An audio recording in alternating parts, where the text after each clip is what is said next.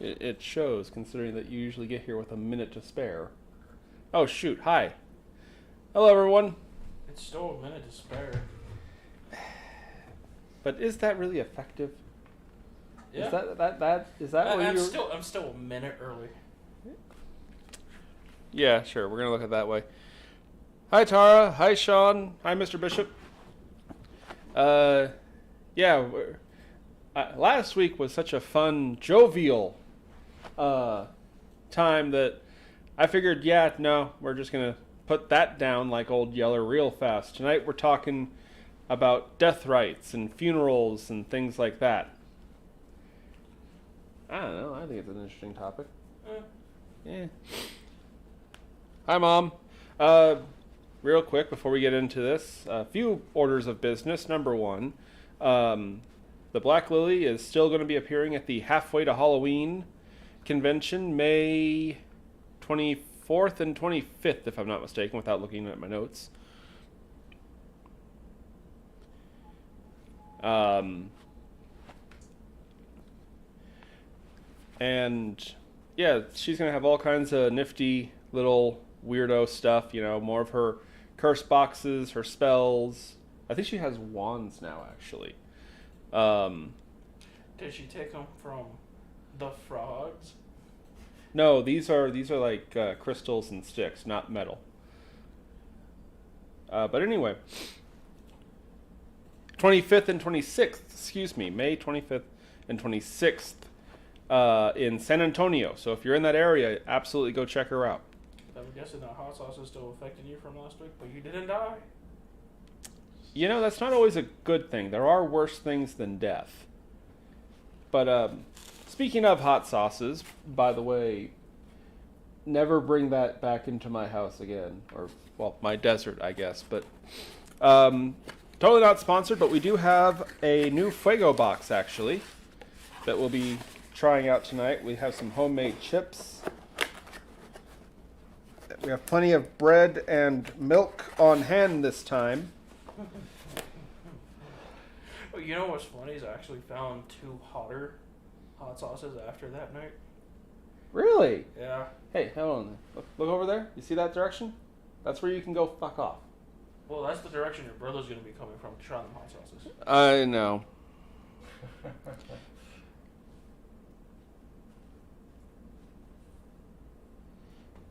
Oh, somebody passed away this morning. Gee. Well, damn, isn't this perfect timing? Tara just coming in and power bombing the whole thing. Yeah, my dad, Chet, will be performing psychic readings and tarot readings there. So, on that happy note, what kind of hot sauce does a cannibal prefer? I almost don't want to answer that. I don't know. Mexican.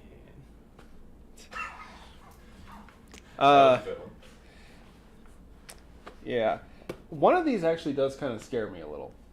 Because it has pickled jalapeno. What's wrong with pickled? No, pickling has a nasty effect on the what is it, capsaicin? Yeah. Yeah. But no, we're going to be talking about death rites before we possibly burn our tongues. I'm looking at you. Why? I'm just gonna say this whole, me mutilating myself on camera. I never did anything like this before I met you. Now, even though technically speaking, if I'm not mistaken, it was actually Scraps who brought these hot sauce tastings. He was the one who got the Fuego boxes. Yeah. It sucks that he got these. He's the one who set up this whole subscription. He's moved out. He's over in New York now. This one that he conveniently is not here to do, this is going to be like the Hiroshima of hot sauces somewhere in this box. And he's just going to lurk from New York and watch and cackle at what he did to us. But anyway, we're going to get right into this. And so what exactly do I mean by death rites? So, ghost reapers. Anyway, here's the thing about death rites and stuff. Every culture has them. Everyone. I mean, let's be fair about this. You can't just kind of leave, bodies lying around. They tend to spread disease, and most people actually don't like to see the dead. So, nowadays. Nowadays, yeah, we can talk about that. But anyway, they needed something to do. They needed some way to take care of the dead and, prevent the spread of bacteria or disease and things like that. And also, you gotta comfort people. You gotta, give them a chance to have closure. One of the most... if I could talk, it'd be great. I've got a bit of chip stuck in my throat. Actually, it sucks. I made homemade chips for the hot sauces, and I've been picking at them all night, and the bishop actually told me to stop it, and now I see why. I didn't really tell you to stop it. I just thought it looked like you were just going to eat them all. Anyway, one of the earliest ways we know of tending to bodies is cremation, which, for the uninitiated, is literally burning the body. Fun side note, one of the earliest traces of humanity, actually, is burnt remains of Cro-Magnons and Neanderthals. Now, there's speculation about what exactly were they doing? Why did these bones appear to be burned? Some people think that the Neanderthals may have been cooking their own people. Others believe that it was the first example of a human funeral. Very famous was watch me get it mixed up, the Romans. The Romans would carry out funeral pyres, as they were called. And it kind of came to bite them in the ass. One of the it's not funny, it's actually sad. But I guess it's kind of funny. A couple thousand years later, you can finally laugh at it. So Julius Caesar was assassinated by the Senate. And the thing I don't get is that the senators did this. They knew the people would not be happy. They knew that Julius had the support of, the population. They wanted him to be the emperor. And then they had to go and announce, oh, by the way, somebody stabbed Julius. Isn't that terrible? But they arranged for him to have a funeral pyre. Now, I'm not 100% sure the exact reason that they chose to do these sort of things. I know that fire was very important to the Romans and the Greeks. Because fire is what separates humans from animals, if you go off their culture. Because, humans were basically just animals shuffling around until Prometheus stole the fire from Mount Olympus and gave it to people.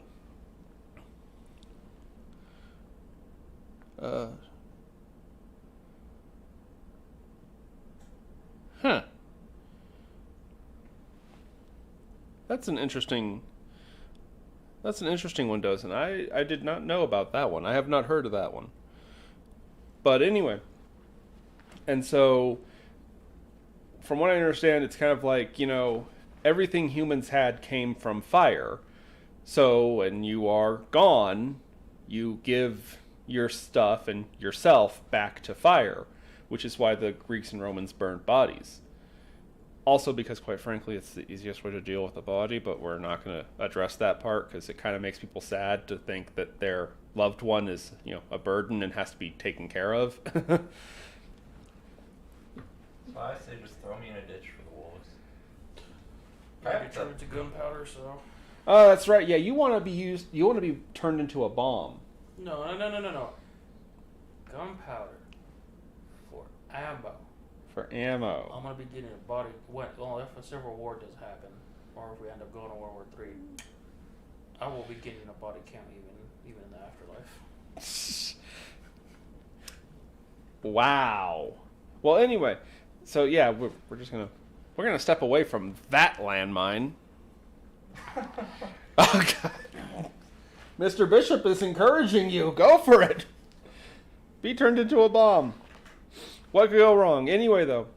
Nothing. Now, so, anyway, Julius has died, and they're going to perform a funeral pyre for him. And literally thousands upon thousands of citizens came to pay their respects to the man they felt should have been the emperor. And you know, I can only imagine the senators, like, who were involved in that just watched the funeral like, oh, we fucked up. Did anybody see the body? Like the stab wounds and whatnot? We could talk about the assassination of Julius in itself. That's a whole other kettle of fish. By the way, real quick, Brutus. Dick move. I'll just leave that there so everybody will be confused and go and look it up. But anyway, so as the body was being burned at this funeral, citizens were like, well, I want to pay one last tribute to Julius, to the emperor, or the man who should have been emperor. I don't think he ever actually was crowned as emperor. No, I think. I actually don't know. Yeah, I don't know if he actually was officially emperor. He was a general. He was a leader. But I don't know if he was actually the emperor. Oh, Caesar's Pizza, he has a little crown, so I think that counts.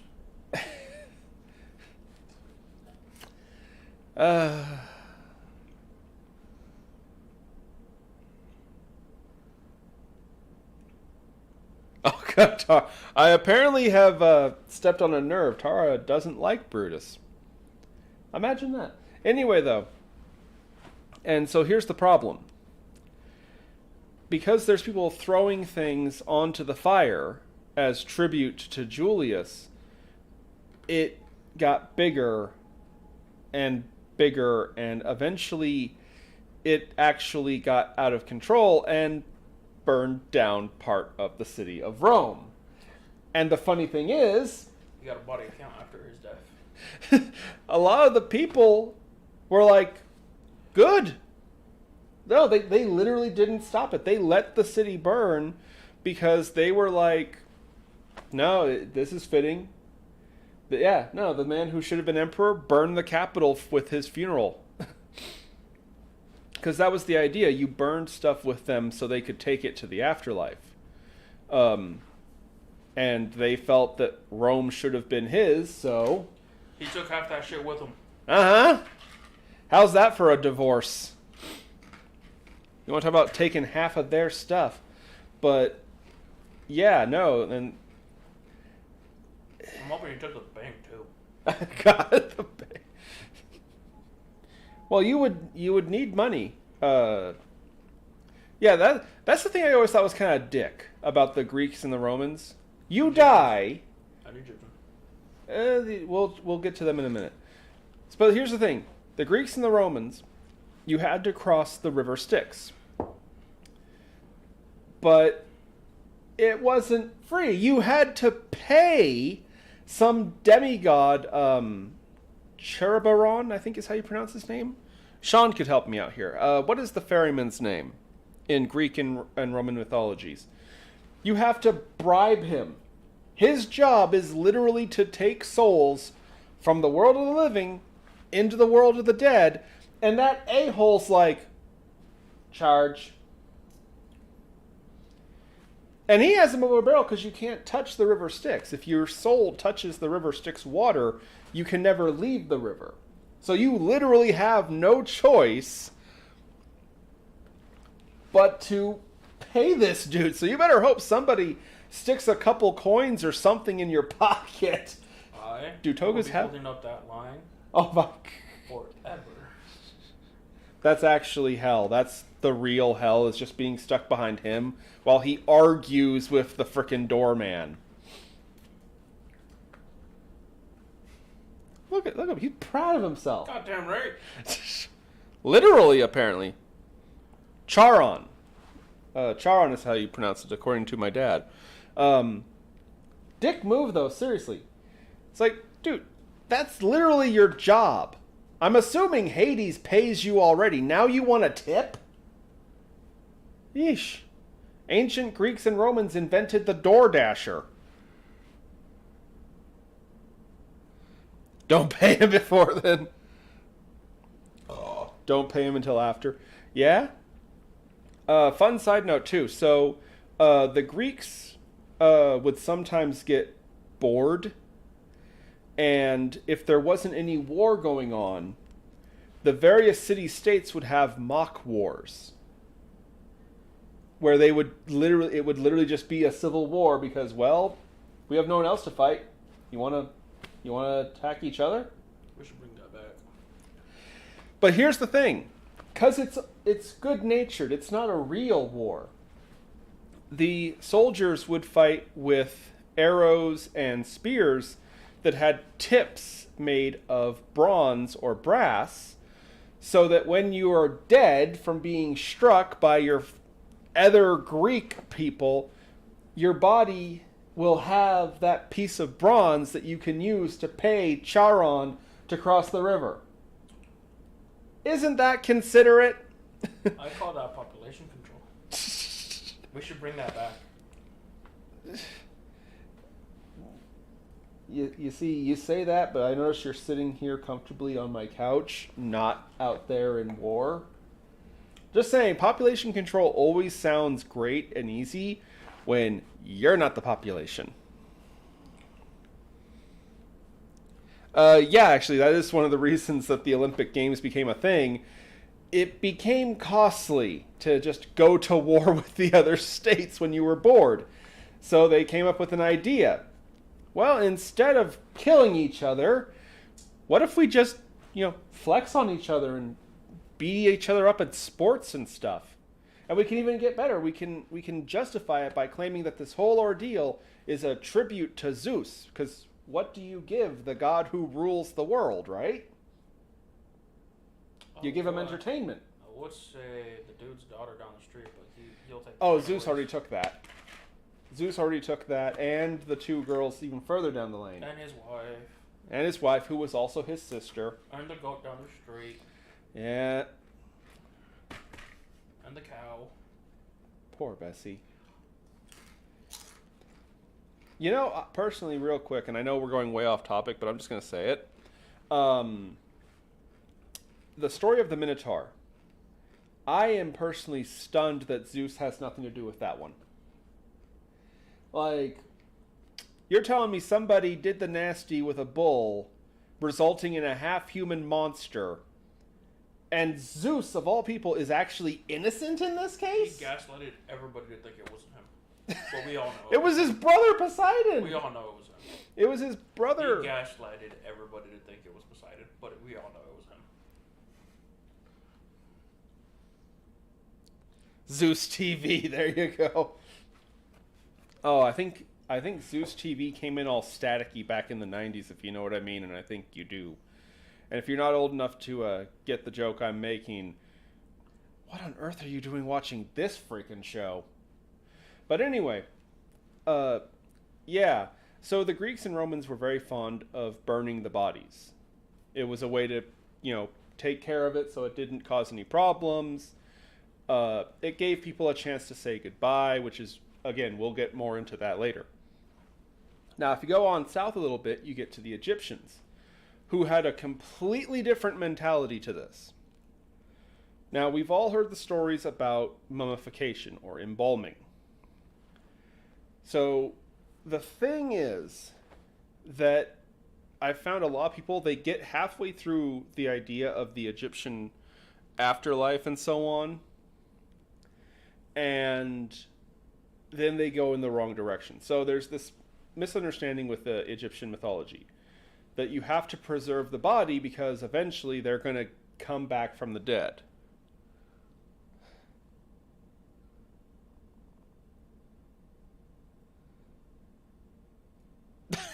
Sean, He wanted the biggest animal sacrificed, not for any other reason than watching people struggle. That sounds like something you would do. Lord Zeus! Lord Jesus! What do you want in tribute? You see that pissed off bull over there? Go stick your finger in its butt. I want that. And you have to carry it up a mountain to me. No weapons. No weapons. Hands. Yep. And if it's hurt or killed in the process, then you have to start over again. You would do that. But anyway, so again, back I to... would be a douche if I was a god. So what's your excuse now? Just getting ready. Anyway, so the misconception is that the Egyptians believed that their bodies would get back up someday. No, that's not why they had to preserve the body. So the Egyptians believed that your soul was just energy. It didn't have a shape or a form. Your body gave your soul a shape and form. So even when your soul has left your body, you need the body, otherwise you're just dispersed, I guess. They don't really explain what happens to the soul without the body. They just say that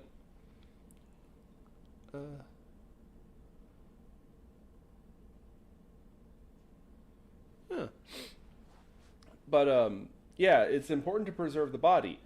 And what's interesting is that people don't realize this was a process. And it was not always a smooth or good process. Real quick, who here has heard the stories of how the Egyptians would stick a needle up your nose and scrape it around to liquefy your brain so it oozes out? Anyone heard that one? I have. I've heard it. Okay, so here's the truth about that. That is the early dynasties. We're talking like some of the earliest cases of them trying to mummify anyone. Because remember, the whole point is to preserve the body as much as possible. Liquefying the brain isn't really that good of a way to do that. Just tap the back of the skull and get everything out. Yes, actually. Yes, well, close. They pulled Spider-Man. Later Egyptian dynasties, they came up with the idea because they discovered that your scalp is actually made of multiple plates that kind of knit together, for lack of a better term. And these points are actually fragile enough that you can safely actually separate the skull plates. Cranial plate, I believe, is the actual term. Excuse me, cranial plates, and pull the whole brain out, and then just close it back up again, like a jewelry box. What on? You need to feed your dogs, man. That's why they work.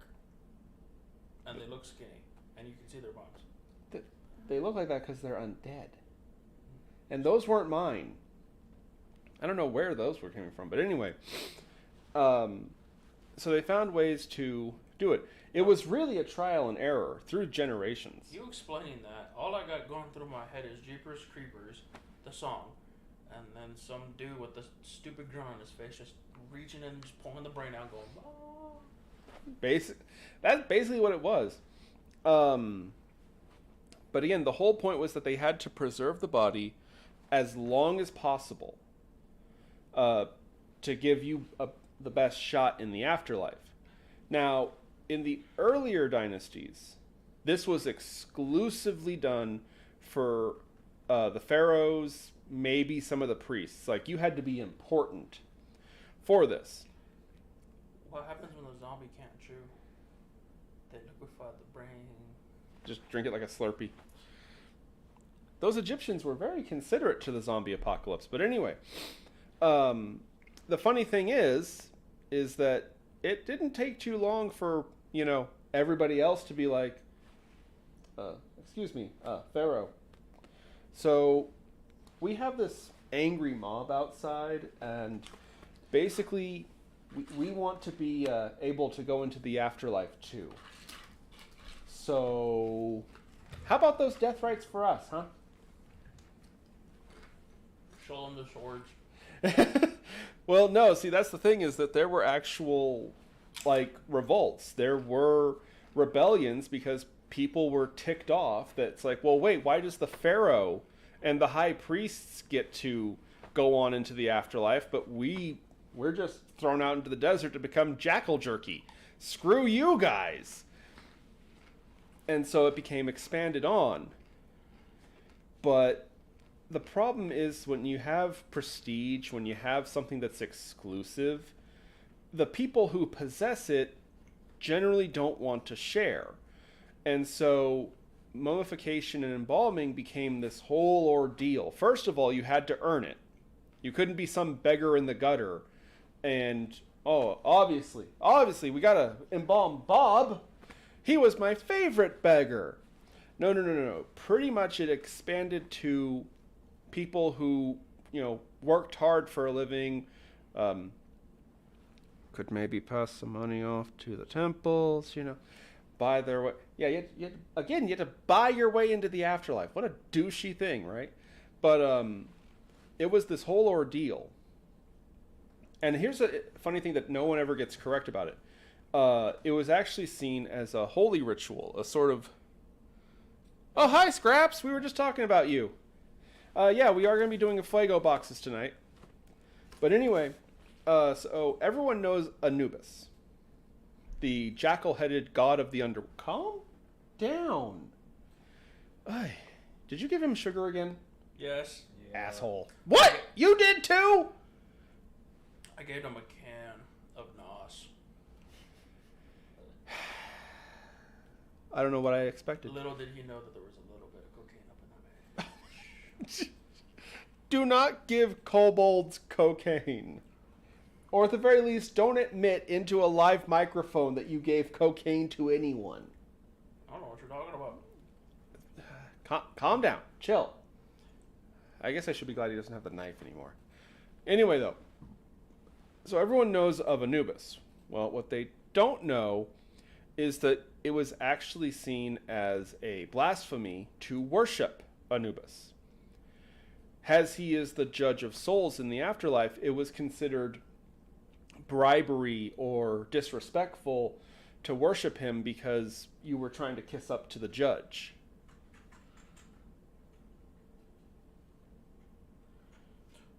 Me or him?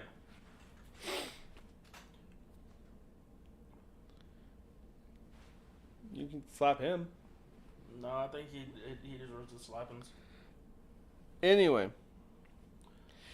No, he was, because he was the judge of the dead, it was seen as disrespectful or trying to kiss his ass or something to actually worship him. With one singular exception.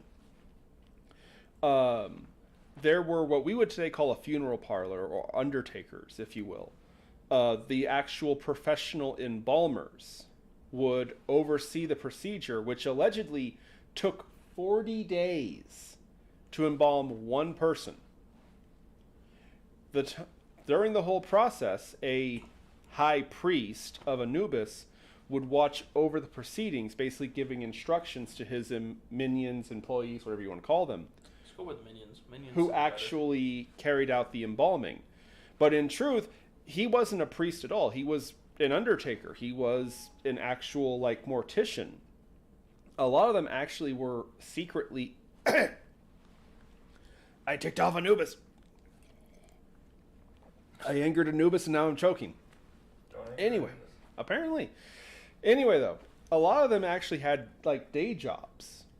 And they would wear this ceremonial mask of a black jackal of Anubis as they were instructing their minions and underlings and stuff like that.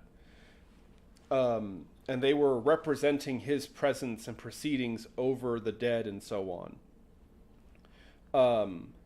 But, yeah, technically speaking, you weren't supposed to worship him. It was seen as bad. Don't do that. You'll tick him off. And you don't want to tick off the judge. Anyone else, you could probably get away with ticking off. You don't want to do that to Anubis.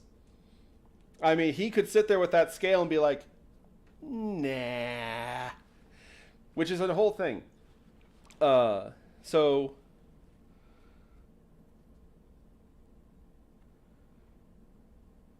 Yeah, it's the good boy. He doesn't need to worship. Um,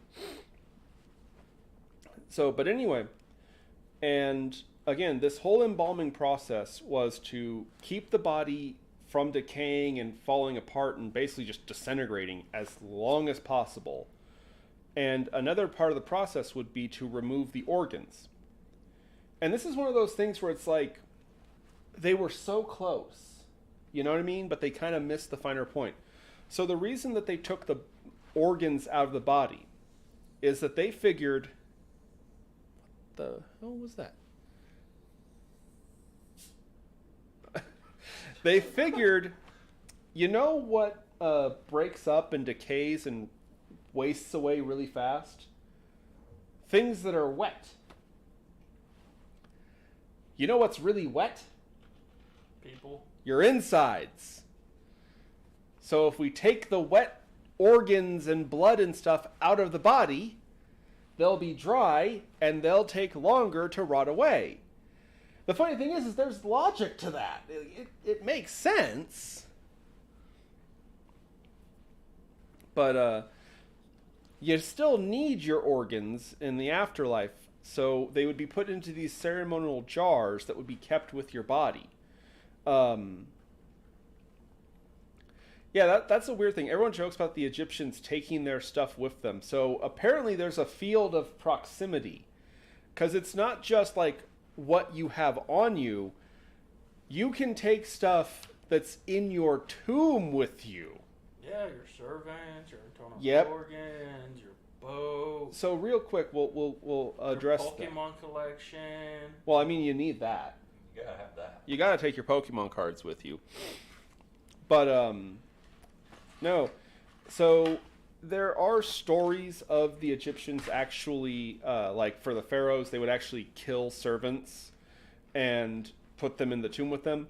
I'm going to point something out real quick. The way people talk about it, you would think that happened every other day. No.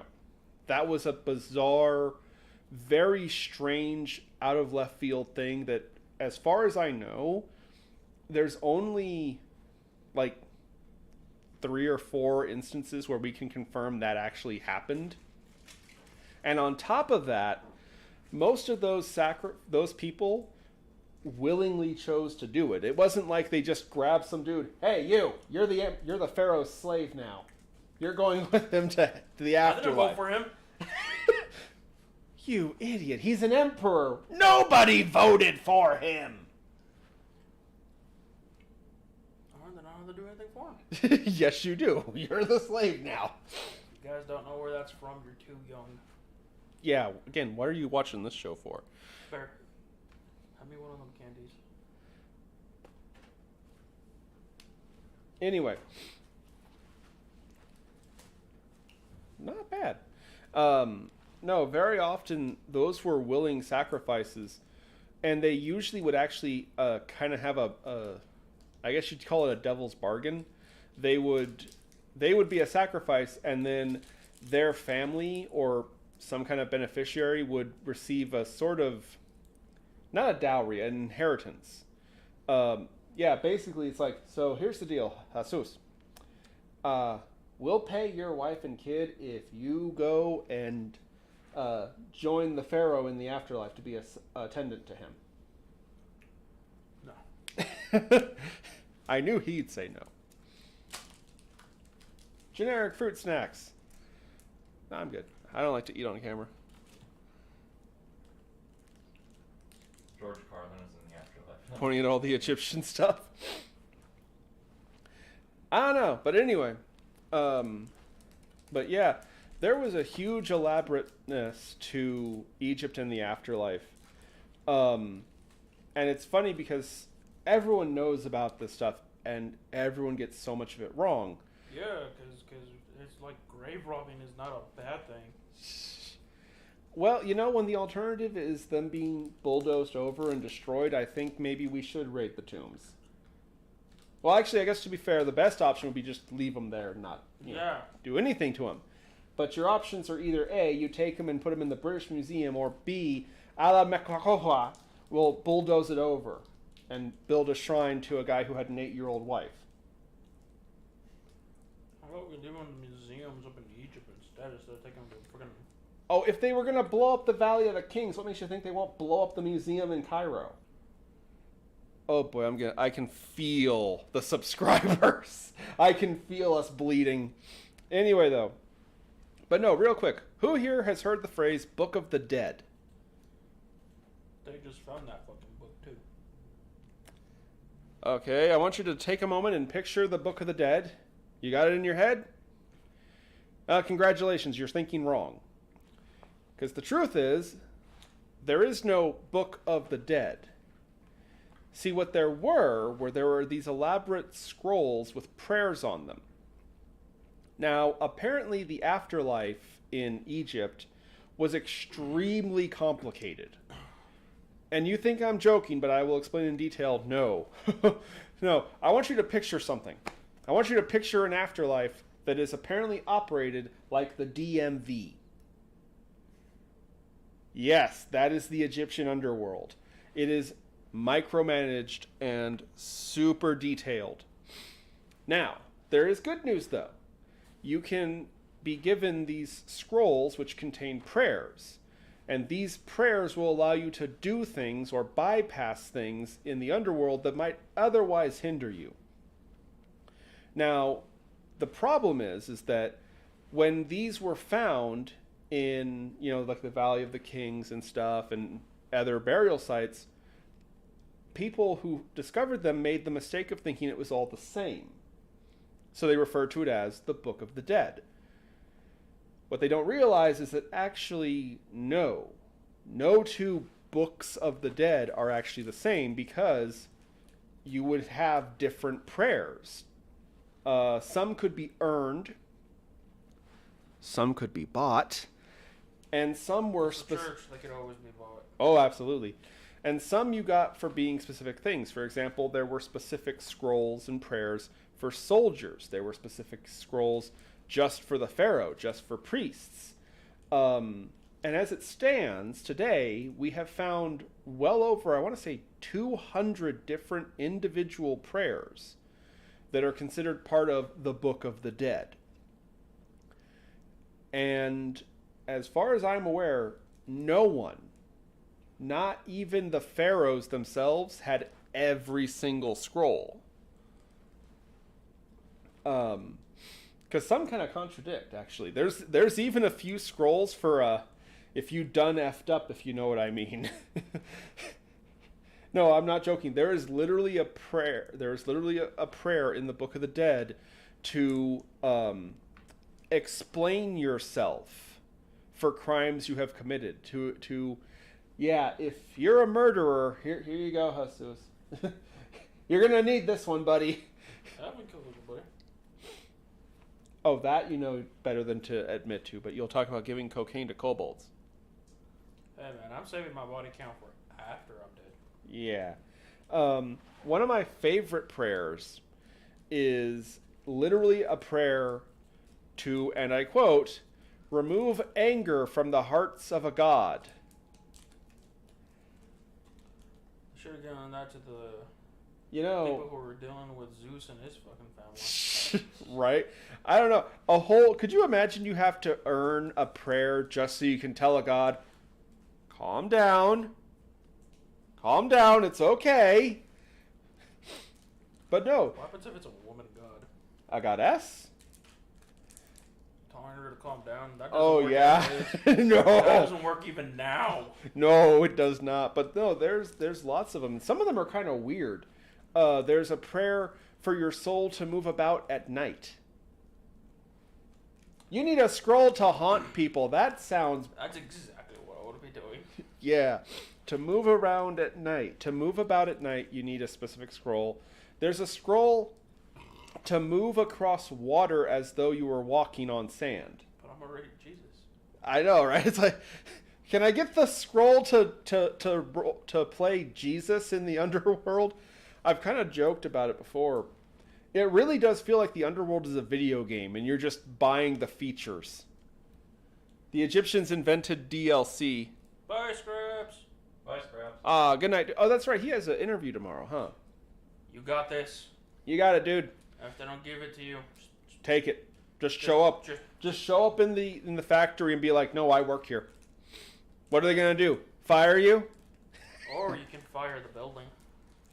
No! No! No! No! God, why is this damn microphone on? See you later, dude. You got this. Wish you could come back and see the hot sauces. But anyway. Oh, we can always send up a clip of it. Yeah. And hey, these will be recorded. But anyway. Yeah, no, the Book of the Dead is this huge elaborate thing, and it always makes me laugh because everybody always gets it wrong. They think it's one big book or something. It's like, no.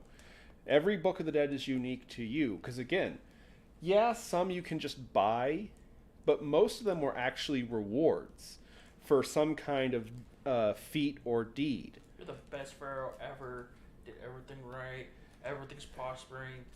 Got your tomb ready, they put you in there. You still don't get that one for explaining your crimes. Your attendants forget to put the scroll in there. Oh no. Oh god. Oh, could you imagine you stepping up to Anubis for judgment? He's like, identification. Oh crud. Hey, did we put everything in there? Yeah, we got everything. Jesus, don't you feel like we're forgetting something? Oh, I do have these scrolls, but it's nothing important. Jesus. It was nothing important. Come on, let's go. I guess you're right. I mean, if it was important, we'd remember, right? Yep. And we would have taken care of it. We're executed a few days later.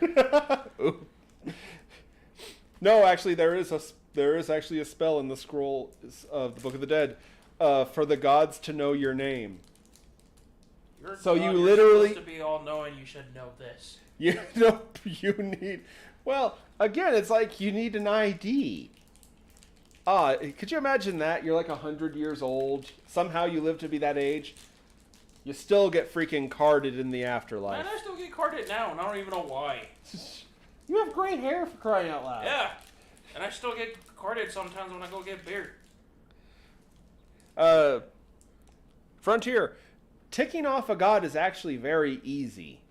Especially the Egyptians. The Egyptian gods were real sticklers about rules and stuff like that. But anyway, yeah, the funeral pyre and mummification, the farther back you go, they got way more intricate with what they did with bodies. But one of my all-time favorite things is the Norsemen, which some people know as Vikings. Which, by the way, real quick, before we get into this, Viking is not what they called themselves. Viking was actually a slander from Catholics. Apparently, Viking originally was a kind of slang for a pest. And that's what they thought of the Vikings. So they called them that. The Vikings themselves were actually dozens of tribes. They had to make themselves feel better after they got their fucking... Well, see, that's the funny thing. Kicked in all the time. That's the funny part. The Norsemen, or Northmen as they called themselves, they heard that the Catholics and so on had taken to calling them that, and they were like, you know, if someone kicked the tar out of me, I wouldn't call them pests, because that means you got your ass kicked by a pest. That's pretty lame. One of those rare self-burns, right? Is that the come back and kick me whistle? But anyway, no, they called themselves Norsemen or Northmen because they were from more of the northern regions of Europe. And they had very interesting preparations and stuff for... Wait.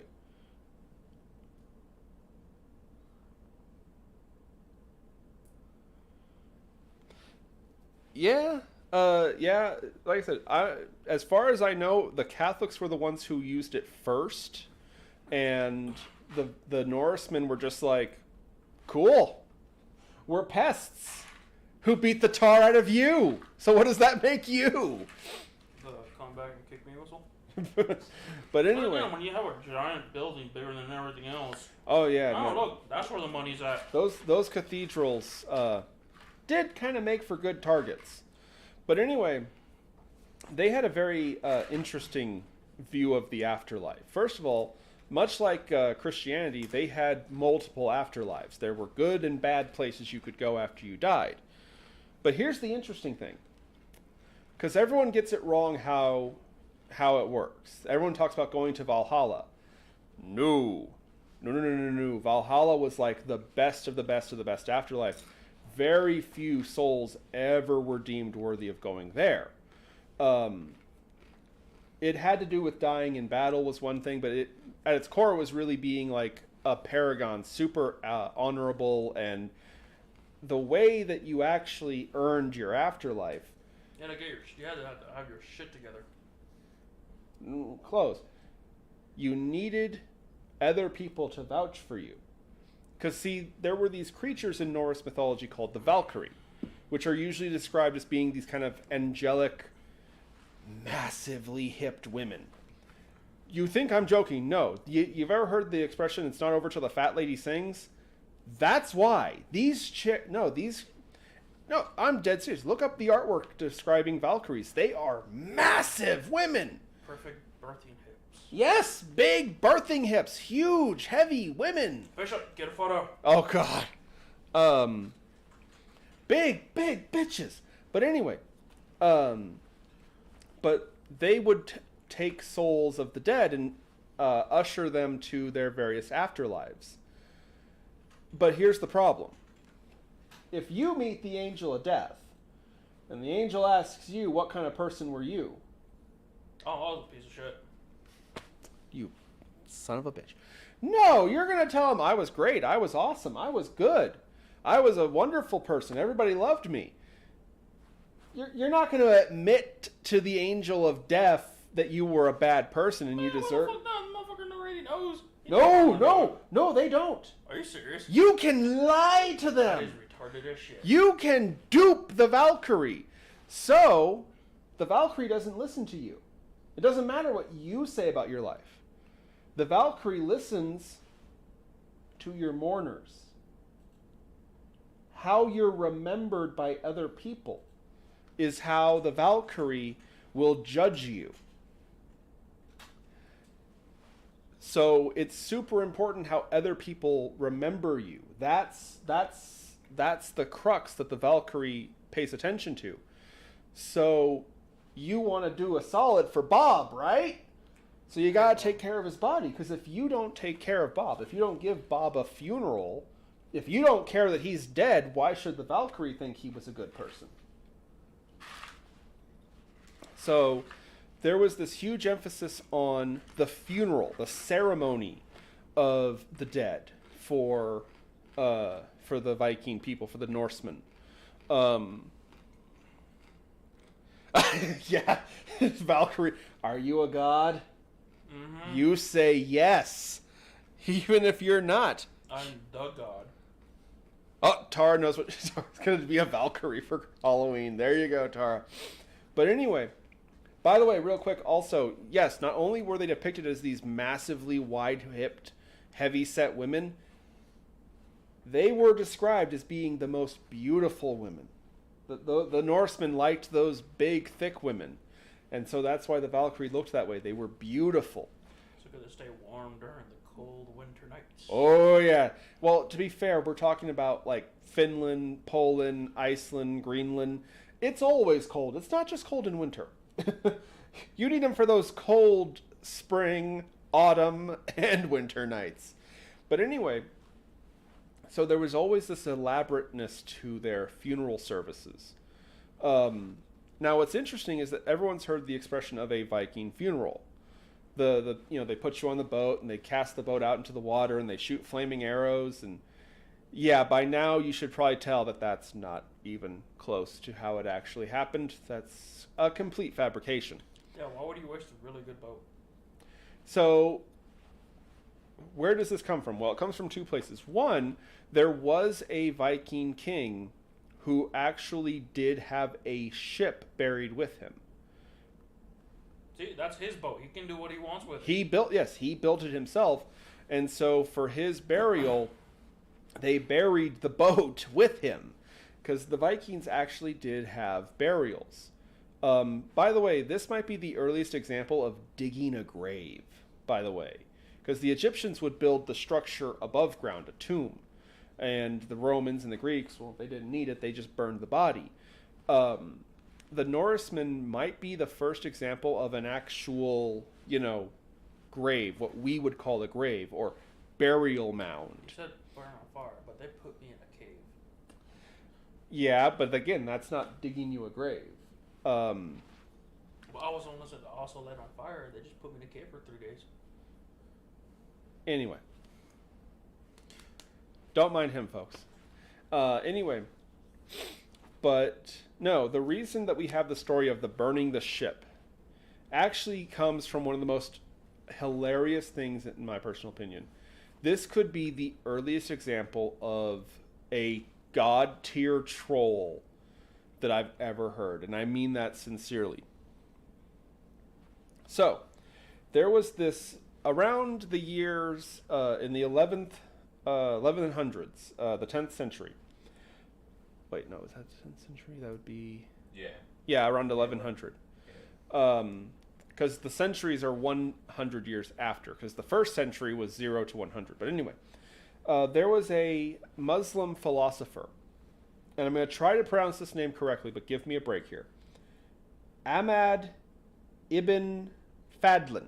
I'm going to go with, we did not get it right. Probably not.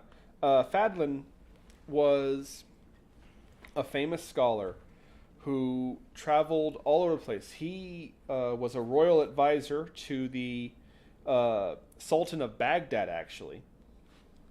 But he's most remembered for how his actually going and living amongst the Norsemen people for several years, it actually got remembered and was the inspiration for the 13th Warrior and the book Eaters of the Dead. But here's the problem. So he goes, and first of all, there's a language barrier between him and the Norsemen. Of course there is. But to be fair, they didn't just off him. They didn't just kill him on sight. They actually... Or tell him to go back to your country. Leave. No, they actually did let him stay. And they figured out how to talk to him. Very basic communications. But he would often try to interview them and talk to them. And the problem is they didn't trust him as far as they could throw him. I know. Could you imagine? You can't communicate with someone properly. Of course you're not going to trust them. Well, no. See, he swore up and down that he was a scholar. He was not a warrior. He was not anything. He was just there, not even to judge them. He was just there to learn what is it like in this part of the world. What is your culture? He was not there as an assessment. He was not there to undermine them. He wasn't there to get involved. He was just there to observe. And they were like, yeah, sure thing, buddy. Uh-huh. Right. Anyway. Man, you go from a really hot fucking climate to like fucking freezing cold. Yeah, I know, has to right? fucking suck. Oh, yeah. And on top of that, like the fluctuation on the temperature wise, that could really fuck up your body. Oh yeah, no, but I'll come to his defense here for a second. He was sincere. He did consider himself a scholar. He considered himself neutral to all this political stuff and conflicts and wars and things like that. Even though he himself, for a time, basically was a cabinet member for a ruler in the Middle East of Baghdad, but still, he always saw himself as standing on the sidelines. And he was very curious about what they did with their dead. And keep in mind, again, your entire afterlife, according to the Norsemen, banks on how did other people think of you? How did they remember you? So what do you think is going to happen to Bob in the afterlife if the Valkyries find out that his grave is desecrated? I guess they didn't think too highly of you, did they, Bob? So, no, isn't that kind of just a dick move? You have to, not only do you have to have people say nice things about you after you die, they have to protect your grave. You can post judgment be sent to someplace bad. It's like, What did I do? well, you see, they didn't care enough about you to protect your grave, I'm so already dead. yeah, too bad. No, Off you go. I'm not giving up my big, beautiful, big, hip back lady. I think we just accidentally rebooted Jesus. Anyway, though, Yeah, So- my friend had a hard time computing right there. So so they had to hamster protect the burial mounds. They had to keep their dead safe, and they didn't trust this guy. So they got an idea. Let's see just how much he can be trusted. They made up this whole elaborate story of these great big funeral pyres. you're super late. But hi. Hi, Connie.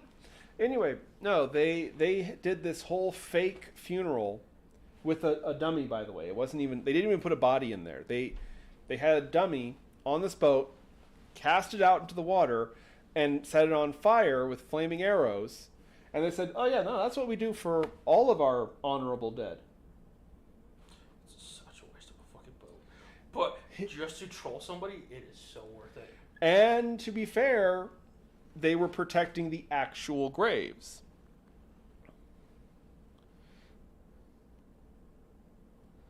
Getting banished to the Shadow Realm for someone tipping over your grave 1,000 years after. Yes. Well, to be fair, I think after that long, it's not what people think of you anymore. But yeah, that was the idea. You had to protect the burial sites. The burial sites. Imagine you got a bad ruling, but then like this happens and you get a better ruling. You get to go somewhere a little bit nicer. Oh yeah, no, you get a promotion from hell. To purgatory. Well, They're just sitting there like that one dog. This is nice. okay, this is fine. I like that beam. This is better. But yeah, no. You could lose your comfortable place in a better afterlife if they thought that people didn't care about you by desecrating your grave. So they had to protect them. And to be fair, some Viking graves are actually super intricate and really cool looking. Actually, I've never looked one up at all. Oh yeah, no, because see, here's the thing. Not only, a lot of them would be kind of half above ground, where they would basically make a mound of dirt, put your body on it, and then put more dirt on top of you, and then like soak it with water, so that overnight it would freeze, and that's your grave. Sometimes they would bury you completely under the ground, and they would have a stone to mark where you were. But they would get very interesting if they had like a lot of graves to dig all at once. And there are actually some Viking funeral grounds that are like the headstones are laid out in this intricate patterns and stuff like that, like Celtic knots kind of, almost, but not really. What if, what the hell? It was those the stones, the big ones. Stonehenge? Stonehenge. What if that's actually A gigantic grave? Yeah. Well, some people claim that it was actually a temple. A temple for some druid tribe. But anyway, yeah, no, the Viking burial mounds are really pretty. And some of them, again, are super intricate, actually, which is very interesting. But it was all to protect the sanctity of these graves because, again, you want to look out for Bob, right? You don't want Bob to go to hell on a technicality. Fuck Bob. You are the worst Viking ever. You would be honest to the Valkyrie, and now you don't even care about Bob going to hell? He took my mead.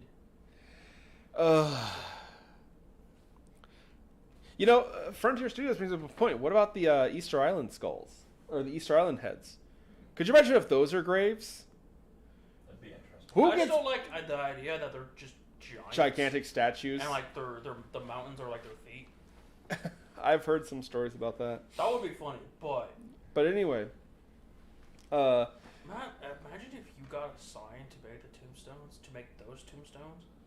Oh, the Easter Island heads? Yeah. Would that be awesome or terrifying? Like back then, that would have been like an honor. Oh yeah, no, absolutely. See, here's the funny thing. Today we kind of look down on grave diggers and undertakers and morticians and stuff like that. Back in the day, if there's anyone, what on earth is that? Oh dear. Oh dear. It's raining. We're getting rain in the desert. There's that storm that was supposed to hit. Be here like hours ago. Yeah, on my way over here, I could see it coming. Yeah, but anyway. Gosh dang. But I think that back then, no. I think that stuff The should dude start. who's gonna help see you off to the afterlife, you better make sure he likes you. Yeah. Could you imagine you tick off the Undertaker before, right before you die? He has to make your headstone. Van Helsing, the movie. Oh Where yeah. he was like going to the grave looking for the werewolf, and the fucking Undertaker was like right there. Yeah, you don't want to tick off the grave diggers. They'll write out your headstone. Here lies Joseph. He was an asshole. There are some pretty funny epitaphs, honestly. I think stuff like that should come back more, just because. In all honesty, in our culture, we have we don't associate that all that well. Yeah, I agree. I personally do agree with you. Being a mortician is by no means a lowly position. That's actually something I have a lot of respect for. But you get the idea. It's kind of something people take for granted and do look down on nowadays. Once upon a time, if there was anyone you didn't want to tick off, it was the one guy who was going to take care of your body after you were dead. Like, seriously. I hope they can hear the rain. I hope they can hear that too, actually. I got away from the window because I was expecting a big. Ooh, I saw flare that of flash. I started saying I was expecting a big flash and then a big boom. We're talking about the sanctity of the dead and gods and stuff, and now there's going to be crashes of thunder and lightning. But there's one last example I want to talk about before we get to the hot sauces here. And this we have to go to Haiti, to the birthplace of voodoo. Now, voodoo, a lot of people don't understand. Voodoo is a religion. Actually, technically, it's a derivative. It's derived from another religion, but there's arguments about what it was originally called. A lot of people say voodoo is the American term, but I'm going to call it that because one, I'm an American. Two is I can confirm voodoo is what it's called here. So there's that. But anyway, voodoo has a huge emphasis on the afterlife. Some people even argue that there's a lot of striking similarities between Christianity and voodoo, actually. Let's be honest. Most religions take from other groups. It snowballs and slinkies down. Christmas was the winter solstice. Thanksgiving's. Well, I mean, Halloween. We did a whole episode talking about all the different how Halloween has snowballed through. Tara says she can hear the storm, but anyway. I'm just waiting for a big blast of thunder. Yeah, but anyway, in voodoo, there's this huge emphasis on the afterlife. But it's kind of interesting because when you die, there's no backseas. Actual practitioners of voodoo don't believe in ghosts because once you go, you're gone. But what if I want to hunt Bob? Too bad! That's some bullshit. When Baron Samedi decides that you are out of time, you are out of time. End of story. However, there is one very interesting ritual that can be performed before you have to go. Because basically this is the origin of the wake. What happens is you would go to a root doctor, not a witch doctor. Witch doctors are something else. A root doctor, who is a practitioner of voodoo that uses his powers for good, specifically. A root doctor. A white witch. A white witch is another term, yeah. Or a white doctor. But anyway, and you go to him and you explain, someone died and I need to say goodbye to them. And so what the root doctor can do for you is make you this doll out of straw or, ironically enough, sticks and roots and stuff that's vaguely human shaped. And the idea is that you give some personal possession of the dead into this doll. And so, for a little while, for maybe a couple of days at best, the soul of that dead person can inhabit the doll. And what would be done is that there would be a sort of, not a funeral, it was a party. It was like what we would today call a wake, a memorial. And the idea was, this is your chance to say goodbye. But in voodoo, they have this very strange emphasis on happiness. Because apparently the afterlife in voodoo is, how do I put this? It's lame. No, spirits of the dead can't drink, they can't eat, you just exist down there. Some people will even tell you that it's like the living world because you literally have to get a job. You have a job in the afterlife, but you can't get drunk and you can't eat food. So there's this huge emphasis on remember the good times, remember the parties, remember the fun you had. I do not want to work when I die. Too bad. Take it up with the Baron. I'm not doing voodoo. Who do? Anyway. Voodoo. Not me do. Oh, Oh goodness! No! Everybody's falling. You insulted voodoo. Damn it, Jesus. oh. You are cursed. Anyway. And so Shoulder there was this huge emphasis on remember the good times, remember the parties. And also this is seen as your last chance to tell them things, you know what I mean?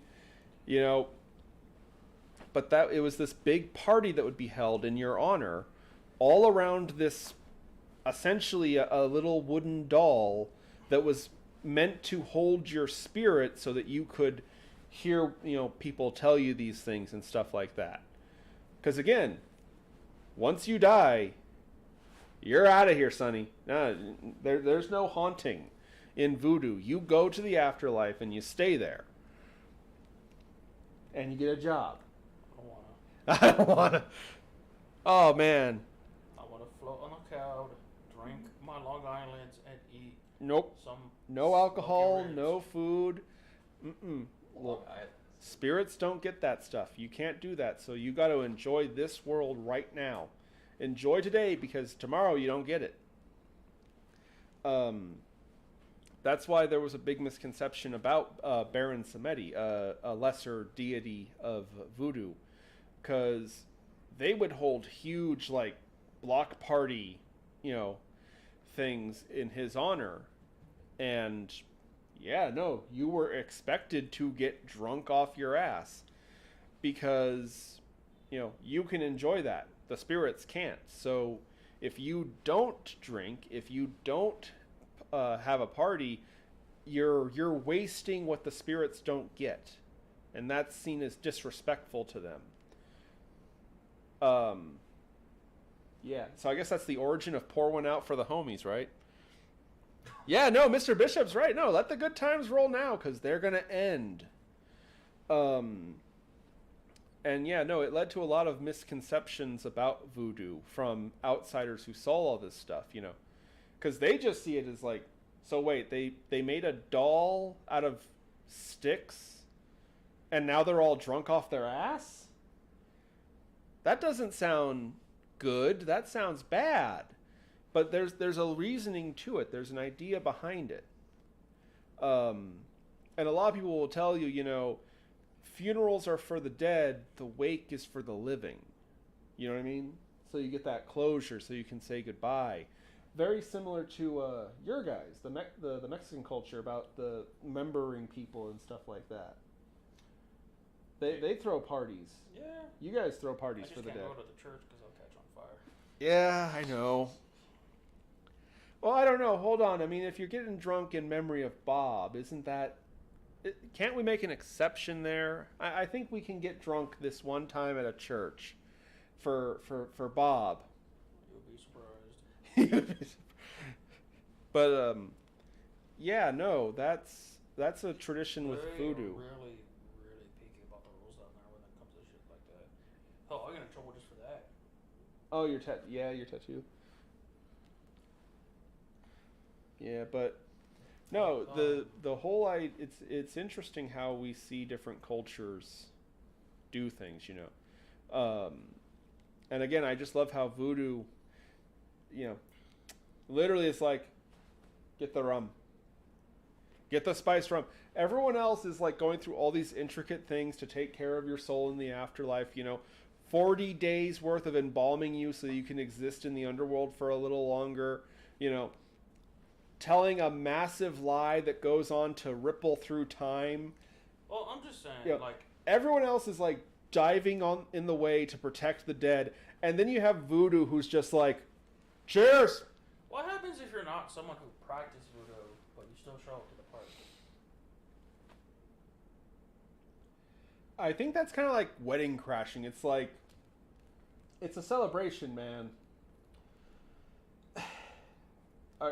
I don't know. Is it? Because the whole idea of the soul doll is so that you can have one last good time with them. If you go there and you have a good time, even though you didn't know them, is that disrespectful or is that just, joining in? I don't know, actually. Yeah, you would need to ask a root dog. Well... That's why I'm asking you. You're my expert. Well, for the record, I am not a root doctor, but I will... No more than me. Yeah. I'm going to go and say that that's following the spirit of it, so it's not disrespectful unless you actually go and, try to pick a fighter or something like that. That's not okay. But no, joining a party when the whole point is, damn, Bob's gone. Okay, let's throw him one last big party. Because boy howdy, the underworld's going to be boring as hell for him. So I guess, yeah, the more the merrier, right? Makes sense. Yeah.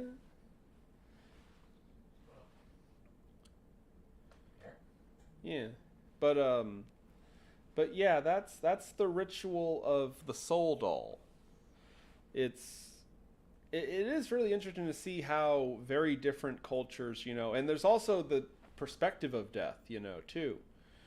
Like, the Norse, we gotta take care of Bob so he can have a good afterlife. The Egyptians are like, we gotta take care of him and set him up so he can, I don't know, haunt people, I guess. And we gotta make sure he has all the cheat codes for the underworld.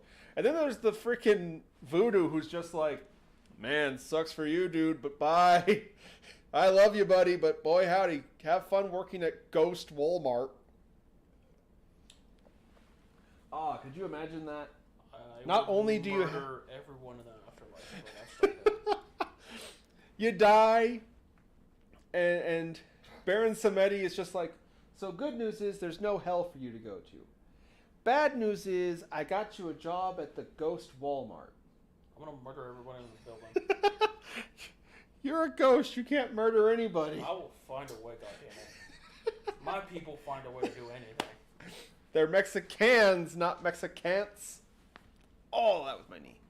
But anyway, yeah, but no, those are some of the various death rites and ways people remember things, stuff like that. But we got something to remember, don't we? And I'm worried. I'm sincerely worried about this fuego box because last week was horrible. I actually threw up, by the way. I don't know if they actually heard that on the mic or the camera because I ran off into the kitchen to throw up into the sink. But I don't know if you guys heard that. But no, the stuff he brought actually delicious. Was. I've been eating that shit daily. Oh! Where'd he go? He bounced over towards that side of the desert. Oh, here he is. Choopy the Chupacabra, everybody. He saw a goat. He wanted birria. See, you keep saying goat is actually delicious. I've never had goat. Are you fucking kidding me? No. I'm disappointed in you. You need to bring some goat over. But, yeah. So we're going to go behind the curtain for a minute and get the table set up and everything. And we're going to be opening up this fuego box and having some hot sauces. So we'll be right back, folks. Or will we? We will.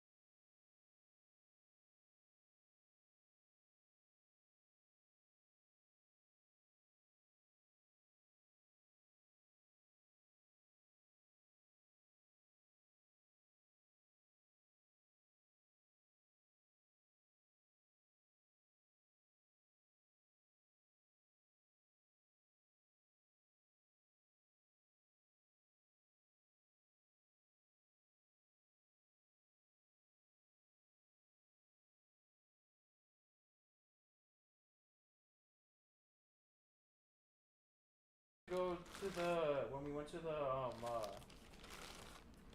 Curiosity and Odyssey, that one dude. Oh, the train place. Yeah. Hey guys, are we back? We are back. Okay. We still need to go check that out. We do, but first we have this. This is fuegobox, not sponsored, by the way. I wish there would be a first sponsor. That would be cool. That would actually be really cool. But anyway. But since it's YouTube, it's gonna be rated Shadow Legends. You know, Scraps got an offer from them. He got a couple, actually, if I recall. You gonna scoot on by? Alright. Without kneeing you this time. Yeah, alright, it is hot sauce time, and everyone can hear us still. We're all good? Yeah. Alrighty. Okay. So, we have a cayenne hot sauce, a pickle hot sauce. Stop that. Play with those goats over there. And a Filipino hot sauce here. I said we try the pickle one first. See, I'm afraid of the pickle one the most. Well, I think that's the one that's going to have the more interesting or worst taste.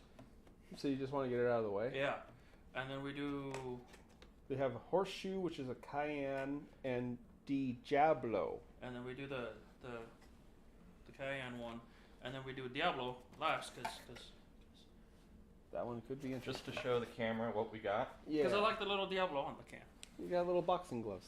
See, this is the one I don't think I'll like, the cayenne hot sauce, which is weird because I love cayenne. I was going to say, you love cayenne. What are you talking about? But there's so many peppers in this, it just... Diablo, Filipino hot sauce with a punch.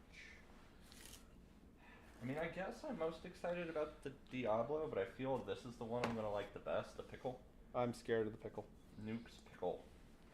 Well, let's go with it. So real quick, by the way, normally the Fuego boxes, they include these little bookmarks that talk about the hot sauces.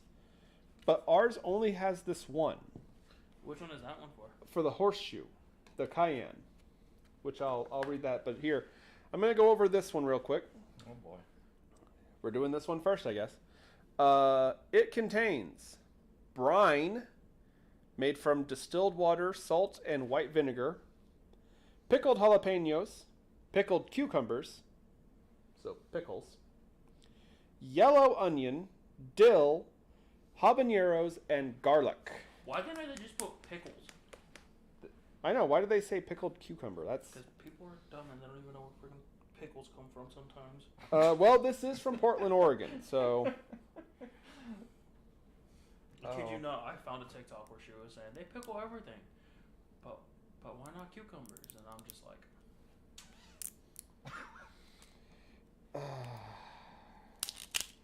I lost a brain cell when I saw that video. that sounds like something that would kill a brain cell. Okay. So we had a really good pickle hot sauce one time. It was actually one of my favorites. So hopefully this will be like that one. This is gonna be my first pickle hot sauce. Alrighty, yeah. You want to get the bread ready and... Oh, hey. Oh. I heard that pop. Oh. Oh, dear. There's bread.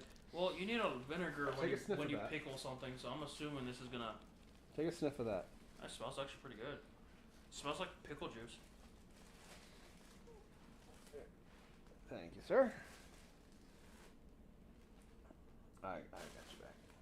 Thank you, because Yeah. I... There you Sure, go. Jesus, there we go. Alrighty. There you go. Sniff that. Wow, okay. I have the butt of the bread. That smells like pickles. That Yeah, says right? it all. Alright. I'm going to give myself a little dollop here. It's a little bit runny, by the way, guys, so be careful. Whoa, it is runny. I am afraid. You should be. I got a nice... It doesn't smell like it's that spicy. It doesn't. It smells like pickles. Just like pickles. I think I'll actually like it, but... Now, I like pickles, personally. Hold on here. Secure the cap. Always secure the cap on your hot sauces. So that way it doesn't get in your eyes again. The bishop can tell you all about that. Are we ready, boys? First time we did hot sauces on camera, it shot in my eye. Ah! 3, Money shot. 2, 1. Here we go.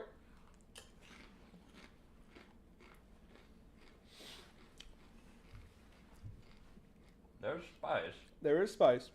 That's actually pretty good. I want to eat this with a hot dog. Ooh, yeah. Like a relish. Yeah, it is like a spicy relish. Yeah, that's not very hot at all. I mean, there is heat, but that's actually really good. Yeah, it's pretty weak. It's sticking around, I noticed, though. With some caramelized onion.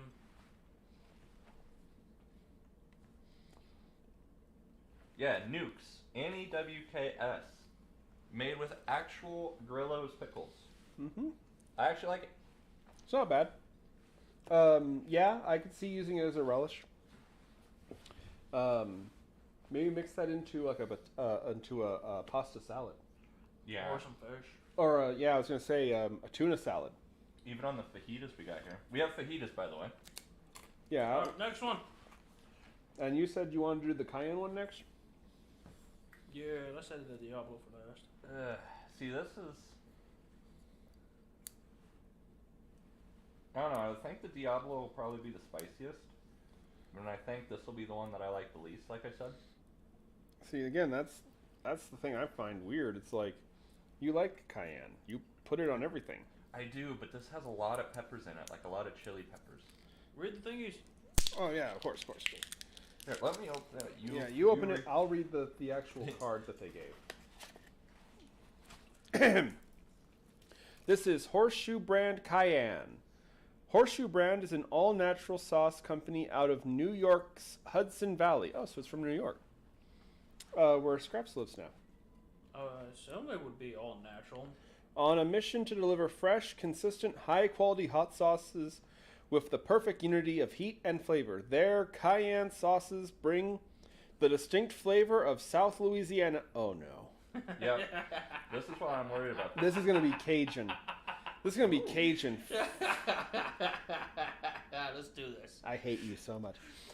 To bring the distinct flavors of South Louisiana cuisine to your table with a zesty, bold flavor that are sure to make your mouth water. This is a traditional style cayenne hot sauce with premium ingredients. It doesn't smell bad. Try it It on. smells really good. Sorry to keep interrupting, but Try it on chicken wings, catfish, pizza, eggs, or add it to a Bloody Mary. I kind of want to do the catfish and the Bloody Mary now. Okay, real quick. So I'm going to tell a funny story. So my grandfather loved catfish, right? You know what he didn't love? Sharing. You know, For years, I thought catfish was poisonous. So he didn't have to share it with me. Smell that. Read the peppers and smell it. Or the Oh ingredients, dear, I mean. that smells like a shoe. I thought it smelled pleasant. Okay, in it, it has cayenne pepper mash, made from peppers, salt, vinegar, onion puree, more salt, chipotle mash, garlic, secret spices, and xanthan gum. The fuck is that? See, I think It's a sweetener. Oh. now that I've smelt it, I think I'll actually like this. It smells like a shoe. I'm sorry. You know what we should do is next Wednesday is go to Hungry Wolf before the show. Are they still there? They moved to a different location. Oh. Go get some a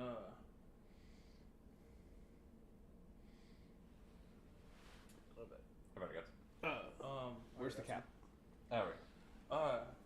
Go get some catfish. Well, just one because I want some catfish. I haven't had it in a minute. See, I've not had catfish for a while either. And go get some food from there, and then try that with some catfish. That could be Well, are we ready, guys? I'm This never is- ready. Alright.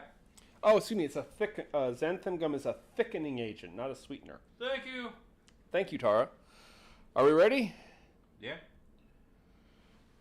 1, 2, 3. Ew. Ew. Oh. It is sour. Fish dick. Oh. There's like no spice to that at all, though. Give it a minute. Oof. I'm kind of feeling something.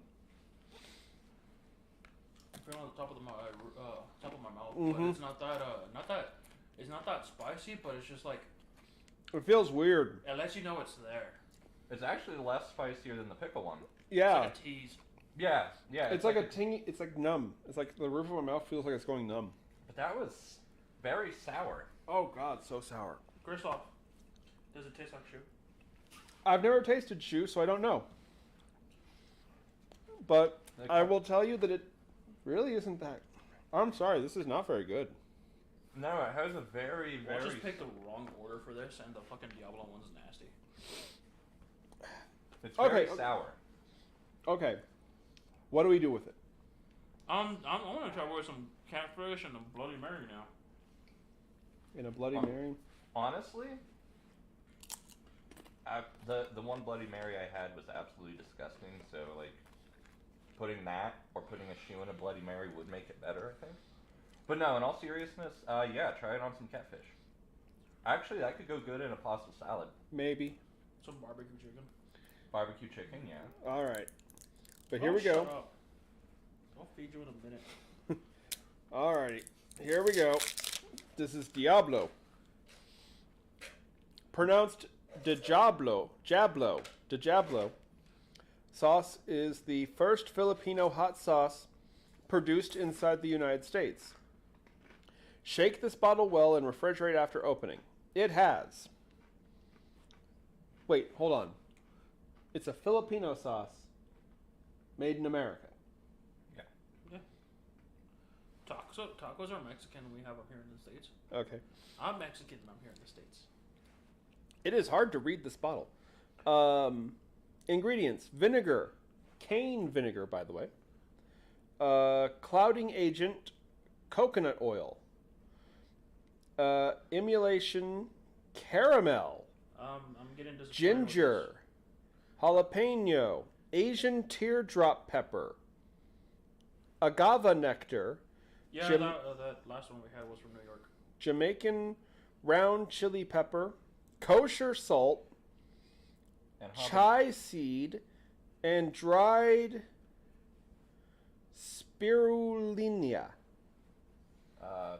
spirulina, I think. Spirulina. I don't know. Kind of after you read out the ingredients, my hype for this just kind of died. I'm expecting disappointment now. You're not looking forward to the emulation ginger? Or the clouding agent coconut oil? Or the vinegar. It was like what, 3 ingredients before they fucking started, before you said peppers? Yeah. Any type of pepper? Cane vinegar. I've never heard of cane vinegar. I've heard of cane sugar.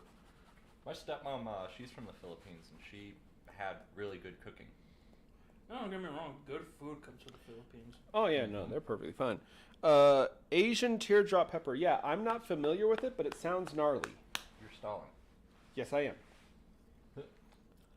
Go grab that bottle. Uh, Still got it at the house. No. Huh. Okay. It still smells like disappointment. Now. It's This got thing's running. it's got this interesting smell. It's hard to describe. The first one smelled like pickles. The second one smelled smoky. You okay over there? Fucking thick as fuck. This one. A minute ago you said it was runny. Oh god, that is unappealing to behold. This is I don't think you guys can see it from the camera, but it is super thick and it is like It's like thick and snot green. yeah, and it's like runny at the same time. Oh god. It's really hard to describe what it smells like. Oh, Disappointment. it's very vegetal. It smells like vegetables. It's like a Dairy Queen blizzard. Yeah. It won't come out. That's what she said. Yeah, it smells like vegetables. Also, why'd you have to say it looks like snot? It is snot green. I'm sorry. I have seen Nurgle armies painted this color. It's like. Oh, this is gonna suck. Put that booger in your mouth, Bear. Yeah, thank you. Yeah, that's exactly what it looks like. Are we ready? Yeah. Also, you put a tiny little bit on your chip. Yeah. I see it. I see that. Yeah, look at the globs we have. Yeah, look Yeah, at because you have bread. You It have absorbs bread the too. liquid. You have bread too. Okay. That's what chips are for. Ugh. Just getting the liquidy part out of it. Why it looks like snot. Smash the goddamn thing.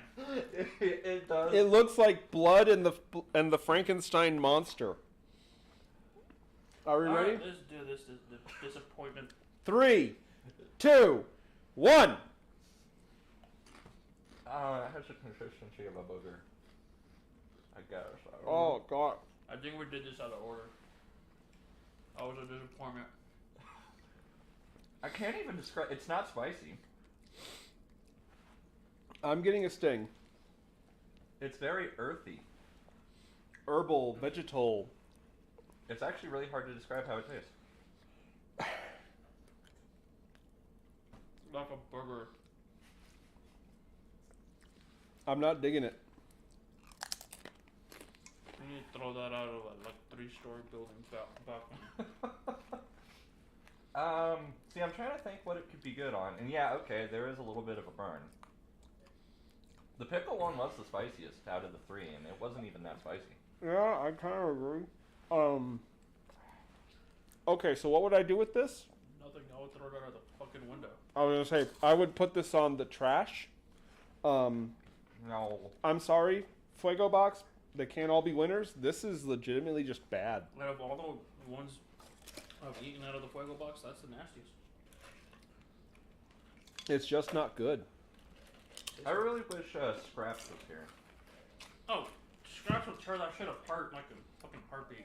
Oh yeah, no, he would kick its ass. It tastes like vegetables. I'm pretty sure he would get up and throw it in the fucking trash. What the?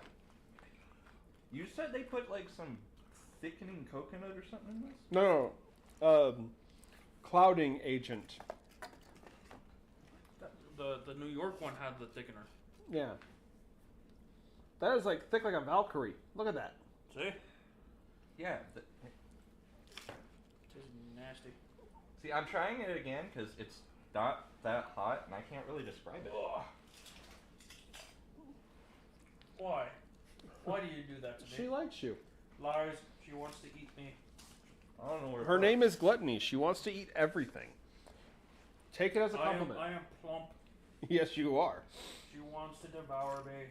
It's kind of like a salsa. So yeah, like dipping chips in it or putting it on chips I could be wouldn't good. even eat that as if I went to a restaurant and they gave me that shit, I would get up and leave. I'm gonna try this cayenne on a chip. And then I would throw a brick to the window. Do not insult the Mexican with salsa. Yeah, I gotta say the best one by far is the And Nukes. that's saying something. I went to Virginia. Their hot sauce is just tomato salad. Even that would be more enjoyable than that. At least there would be some flavor. They were all kind of salty, or sour, excuse me. I guess the pickle one is the best because it tastes the most like something. At least the pickle, we got ideas of what to do with it. Same with the red one. Yeah. They're not. None of them are really that spicy. This might be the weakest box we've gotten. Like spice wise, yeah, the Nukes is the only one I can say that I like. I mean, maybe once we start cooking with them, Maybe it'll be better on catfish. I doubt it. But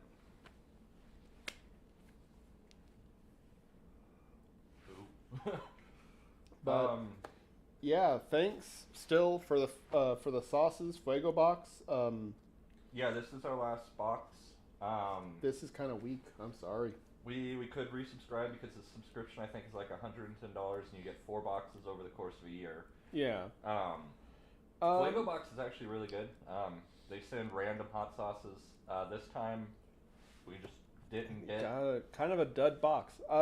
They knew that Stress wasn't gonna be here, so they're like, Not gonna waste the good shit on us. But give them two decent ones, and then give them a shitty one. Give them the booger. the bugger. But yeah. But we're well over time actually. I'm sorry. I feel that was kind of a disappointment for people wanting us to like suffer. I'm disappointed. If you didn't catch the ending of the last episode, go to that one. We really suffered there. If you want to maybe possibly hear a grown man vomit into a kitchen sink. Don't worry, next month I will go back to the flea market and I'll get some more. That's nice. You're not bringing that shit here. Says you. Says me. When Sean's here and we do a show, like all four of us. Anyway, folks. The hottest stuff we can get. You wanna? Yeah. Hey man, we do this once a month. We gotta keep it going. Try not to kick you again. Anyway, though, folks, thanks for showing up tonight. Yeah, I hope you enjoyed that. Yeah, we hope you all had fun. We'll be back next week. And we're going to leave it as a surprise for what we're talking about then. But in the meantime, everybody, I am your host, Kristoff N. Chester. This is Jesus, the only man willing to admit that he was a bad person to the Valkyrie. And why? Because I want them thighs. Apparently. We got the bishop over in the corner. Aye. And we'll see you guys next week. Death by Snoo Snoo. Death by Snoo Snoo. Thick thighs save lives. Keep checking the shadows. You can tell the disappointment in his voice. Yeah. That's why I'm here.